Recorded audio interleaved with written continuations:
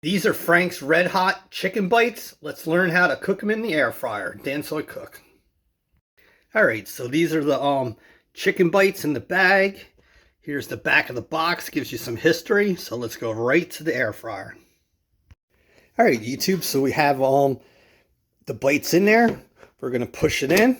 And we're going to do 400 at 10 minutes. See you on about minute 4 or 5 so we can just shake it up or turn them over. Alright, YouTube, so it's been about 6 minutes. Look at them. Instead of flipping them, just take them and shake them up.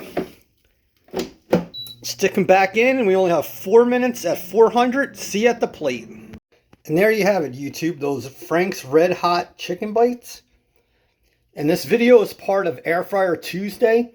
Every Tuesday I'm going to post a video about food cooked in the air fryer, regular food and frozen food. So please subscribe, hit the like, and every Tuesday tune in for Air Fryer Tuesday. Love you, Dan Soy Cook.